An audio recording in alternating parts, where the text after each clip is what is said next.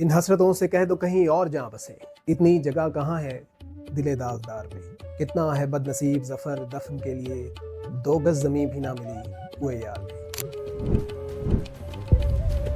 8वीं सदी में मुसलमानों के ज़हूर के बाद दिल्ली सल्तनत और मुग़ल सल्तनत जैसी पावरफुल बादशाहतों के बाद भी ये वक्त आया कि बहादुर शाह ज़फ़र को अपने ज़िंदान में ये शेर कहने पड़े।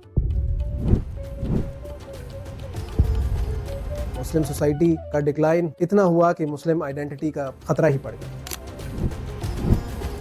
इसमें ऐसी क्या वजूहात थी कि एक मुस्लिम सोसाइटी जिसका किसी वक्त पे डंका बजता था, फिर उसका नाम लेने वाला कोई ना था। आज हम मुस्लिम एवोल्यूशन इन सब कॉन्टिनेंट को डिस्कस करेंगे और मुसलमानों की बादशाहत का अरूज और जवाल तक का जो सफ़र था वो उन्होंने कैसे तय किया और क्या वजूहात थी कि Muslim society was at its lowest ebb, और इसको सेफगार्ड करने के लिए बहुत सारी तहरीक शुरू करना पड़ी। मुस्लिम सोसाइटी का ज़हूर मोहम्मद बिन कासिम के 712 के एडवेंट के बाद शुरू हो गया। अब इस टाइमलाइन को हम इस तरह देखते हैं कि 712 में मोहम्मद बिन कासिम आए, उसके बाद कुछ और वॉरियर्स और हिस्टोरियन आए जैसे सुल्तान महमूद गजनवी, शहाबुद्दीन गौरी। दिल्ली सल्तनत में कुतुबुद्दीन ऐबक से स्टार्ट होकर slave dynasty, Khilji dynasty, Tughlaq dynasty, Syed और लोधी डायनेस्टीज जैसी पावरफुल फैमिलीज ने रूल किया। उसके बाद मुगल्स आए जिनके इंफ्रास्ट्रक्चर, जिनके आर्किटेक्चर, जिनके रॉयल मैनर्स, इनके हरम और लातादाद मिलियंस ऑफ बुक्स इनकी तारीख पे लिखी जा चुकी है। ये तारीख इतनी रिच है कि इसके ऊपर हर एस्पेक्ट पे डिफरेंट वीडियो बनाई जा सकती है। आज हमने मुस्लिम सोसाइटी की जो डिस्कशन करनी है उसकी एडवेंट 712 से लेकर इन सारे टाइमलाइन से गुजरती हुई जवाल की तरफ गई। 31 दिसंबर 1600 को क्वीन एलिजाबेथ I ने एक चार्टर सैंक्शन किया जिसके तहत ईस्ट इंडिया कंपनी इंडिया में एस्टैब्लिश करने की परमिशन दी। थॉमस रो 1615 में एम्परर जहांगीर के दरबार में हाजिर हुए एम्बेसडर के तौर पे इस सैंक्शन की रिक्वेस्ट करेंगे और सूरत में सबसे पहली फैक्ट्री कायम की गई। सूरत के बाद ब्रिटिश ने अपनी इस ट्रेड की कॉर्पोरेशन को मजीद एक्सपैंड किया और मद्रास, बॉम्बे और कलकत्ता तक इसको ले गए। मुस्लिम सोसाइटी ने मुख्तलिफ अदवार में मुख्तलिफ तरीके से ग्रो किया, जैसे दिल्ली सल्तनत में कुतुबुद्दीन ऐबक और अलाउद्दीन खिलजी जैसे पावरफुल किंग्स के अंडर बहुत सारी रिफॉर्म्स हुई। इरिगेशन की और एग्रीकल्चर की रिफॉर्म्स अलाउद्दीन खिलजी की ब्रिटिश तक ने कॉपी की और आज तक चलती आ रही हैं। हमारा रेवेन्यू का निज़ाम है वो आज भी इन्फ्लुएंस्ड है अलाउद्दीन खिलजी के निज़ाम से, जिसको बाद में मुगल्स ने और ब्रिटिश ने रिफाइन ज़रूर किया, लेकिन वो निज़ाम आज भी उसी तरह कायम है। मुस्लिम सोसाइटी पे कल्चरल इन्फ्लुएंस भी बहुत स्ट्रांगली एम्बेडेड था।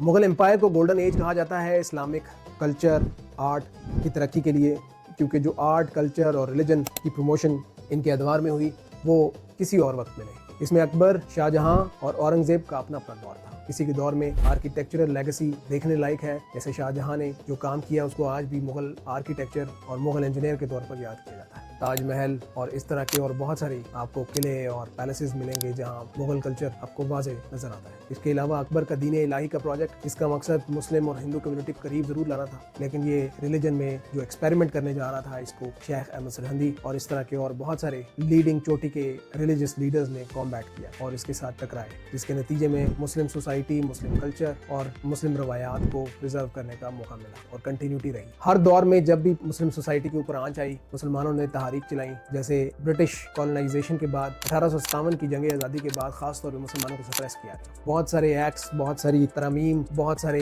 लीगल कॉम्प्लिकेशंस इस तरह की आई जिन्होंने मुसलमानों को ना सिर्फ एजुकेशनल, सोशल मार्जिनलाइजेशन पे मजबूर कर दिया। एलीट का हिस्सा मुसलमान नहीं बन सकते थे, जिसके बाद सर सैयद अहमद खान की अलीगढ़ की तहरीक हो, नदवतुल उलमा की तहरीक हो, फराइजी तहरीक हो, देवबंदी मूवमेंट हो, इन सब तहरीक का मकसद मुसलमानों को पॉलिटिकली, सोशली, रिलीजियसली एम्पावर करना था, एक्नॉलेज करवाना था कि दे वर ग्रेट समडे, और मुस्लिम सोसाइटी को इन्होंने प्रिजर्व किया रखा। वरना उस दौर में अगर ये तहरीकें ना चलाई जाती तो मुसलमानों को अवेयरनेस ना होती और अल्टीमेटली एक सेपरेट होमलैंड के लिए स्ट्रगल ना होती। आप मुस्लिम सोसाइटी के डिक्लाइन की 100 वजूहात गिन सकते हैं, लेकिन जो मेजर वजह है वो पॉलिटिकल डिक्लाइन है। जब मुसलमानों के हाथ से इक़्तिदार और हुकूमत जाती रही तो उसके बाद preservation of culture and society बहुत मुश्किल हो जाता है। कौमों में जब भी ज़वाल आता है तो इस तरह की तहरीकें ज़रूर सर उठाती हैं और ये इन तहरीक का काम कौमों की रवायात को, उनके कल्चर को प्रिजर्व करना ही होता है। और जब ये रवायात और तहरीक एक पॉलिटिकल स्ट्रगल के तौर पे, मुस्लिम लीग के तौर पे और सेपरेट होमलैंड और इलेक्टोरेट के तौर पे कामयाब हो जाएं तो मेरा ख्याल है ये कहना हक बजानिब होगा। मुस्लिम सोसाइटी ने ना सिर्फ अपना रोल प्ले किया मुस्लिम आइडियोलॉजी, जिसको बाद में पाकिस्तान आइडियोलॉजी भी कहा जाता है, वो शेप करने में, बल्कि मुसलमानों को उनके राइट्स से अवेयर करने में बहुत बड़ा रोल था।